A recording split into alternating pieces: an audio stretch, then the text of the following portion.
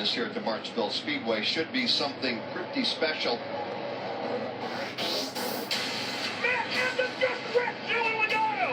Some days you're the bat, some days you're the ball. Just a complete coward move. That's a chicken move right there. Something you couldn't have expected, but was always a possibility. Jeff Gordon looking for a storybook ending.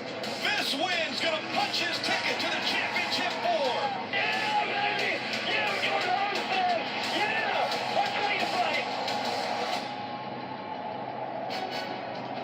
Who will be all smiles after tomorrow's race?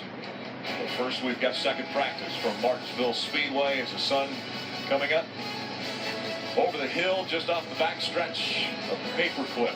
You take a look at the chase grid, starting with 16 drivers, all with their hopes of winning a championship. Now that has been cut in half. A round of 8. Only 8 drivers still with a possibility of winning the championship, but all 8 very established and incredible in the Sprint Cup Series. Hello, everyone. Alongside Steve Letarte, Jeff Burton, I'm Rick Allen. As we get ready for this first practice, we know that the 8 drivers fighting for a championship obviously are on an agenda. They want to go out, have the best finish they can possibly get. What about some of the other guys who we've seen shine already here this weekend? Ryan Blaney, some different drivers that aren't in the chase but are having a lot of success. How do they approach this first practice? Yeah, think about our pole sitter, Mark Truex. Right. You know, those guys felt like they had a real championship opportunity, winning races, leading laps, doing everything they needed to do, got into the last round and were not able to get back out of it. Come here, regroup, and sit on the pole. I think that says a lot about that team. It's so hard to bring the intensity that's required to have a good race after getting knocked out. So those guys have something to prove, and they can start it this weekend. Yeah, and even though this track is polar opposites of last week's track at Talladega at 2.66 miles, Martinsville only being a half mile, they can race aggressively against these chasers because of close proximity. You can't give a lot of room, and I don't think the chasers expect it. So I look at much like Talladega, where anybody could win because of the draft. Here at Martinsville, maybe not anyone could win, but anyone can have a good run. And I think the chasers expected to get raced and raced hard on those restarts. You can't just pull over and let them go. And already we're seeing some cars make their way out onto the track. But first, let's go back into the garage and Mike Massaro. And Rick, while there are a number of drivers heading out on the racetrack, there are still several sitting inside the garage waiting. And that would include chaser Kurt Busch right now. He is in the car, the window net is up, and he's ready to go. But they have a pretty specific strategy as to how to play this practice.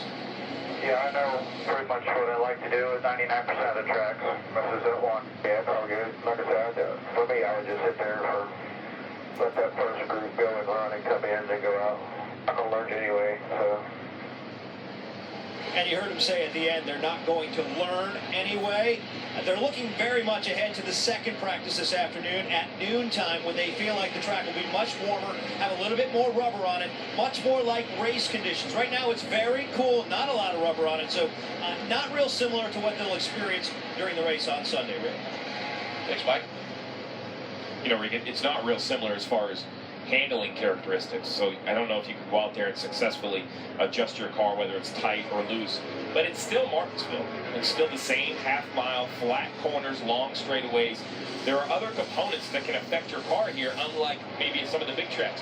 Brakes not only slow the car down into the corner, but they affect how it handles. So maybe you could try a different combination of brake pads, some items that take longer to change in practice. That would be on my agenda for this first practice. You know, we always talk about working on the handling and trying to make your car more competitive, and most tracks it's platform, shocks, and springs. Here, with all the mechanical components, I still think there's things that can be learned in this first practice, even though the conditions aren't great. Well, Joe Logano agrees with you. You know, the guys who sell on the outside pole, so that a good start to the weekend, and you know they're on the first group out. So I think there's always something to learn. I think you have to be careful and understand what you are learning, but I think there's always something to learn. If you came here to test, if you had a 2-day test and you came to Martinsville, you wouldn't wait till 2 in the afternoon to run. You would start the test as soon as the track opens. So you have to manage it and understand what you're learning, but there's always a learning opportunity. So this is basically Martinsville in a nutshell, Rick. Rhythmic laps, one after another, 500 laps. You see, accelerate, lift, try to lift at the same spot every time, roll the corner, be patient, Jeff, don't get in the gas too soon. let the front tires change direction, accelerate smooth, saving the rear tires, go to the other end of the track and do it all over again. As opposed to yesterday, where it's just whatever it takes to get it around the corner and make the fastest lap time. You don't care about hurting tires, you don't care about any of that stuff in qualifying film, but now it's finesse. Now you have to have speed, but you have to do it in a way that doesn't hurt the rear tires, doesn't hurt the front tires. It's not uncommon to see a long run at Martinsville. If you can take care of your tires and have speed, then you can run well at the beginning of the run and at the end of the run. We're going to see over and over and over guys going out making long runs. Right now, most of the drivers that are on the track, including Jamie McMurray, who is fastest in this second practice, is on his 8th lap. And everyone else trying to follow after. Will we see a 20, 25 lap run, 30 lap run to start off the day? Well, I think so. We've been hearing all weekend about how the track already has rubber on it. So normally you would have to wait until that final practice, the last few minutes when the track is most like race conditions. But you see the black all over the racetrack already. That's tire rubber from yesterday's practice, late model race a few weeks ago. So the competitors think the track is already in that condition.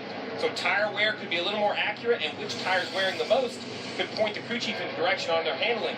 So I think you are going to see some longer runs. And I also think the trend in which your car is going to change between the first lap of a run and the 50th lap of a run, it's the same whether it's hot or cold. If you're going to get loose, you're going to get loose. If you're going to get tight, you're going to get tight. Now, the degree of that tightness or loose could change, but I think the trend of your car is going to be the same whether it's hot or cold. Murray, Newman, 1 and 2. A.J. Allmendinger, he's currently 4th on the speed chart for 1 lap. How about the uniqueness of this racetrack as we watch A.J. Allmendinger, who's had success here at Martinsville, but the corners are concrete and the straightaways are asphalt. So concrete normally doesn't take the weather as much. You don't see as big a difference in concrete as you do in asphalt. So does that make a difference how it drives, Jeff? Well, really, if you look at the concrete lasts so long. So under braking, you're braking now, you get the concrete, now you start the corner, but look how long the concrete leaves the corner. You're not to asphalt till way off of the corner. So, you know, the majority of the time where it matters how your car drives, it's on the concrete. So the concrete to asphalt really isn't that big of a deal. It's just really, you almost think about this racetrack as just being a concrete track. And I think one thing that will be really interesting to watch tomorrow, in the past we've seen when we get warm conditions, sunny conditions, the rubber will build up on this racetrack. It actually will change the groove some. With this newer tire, we haven't seen that yet, but it's going to be hotter on Sunday than we've seen since, I think, 1999. So with that hotter temperature, we could see that rubber build up on the racetrack. Quite a few cars out on the track right now taking advantage of a little bit cooler track. Some drivers, though, they're still hanging out in the garage watching, like Matt Kenson, one of the chasers.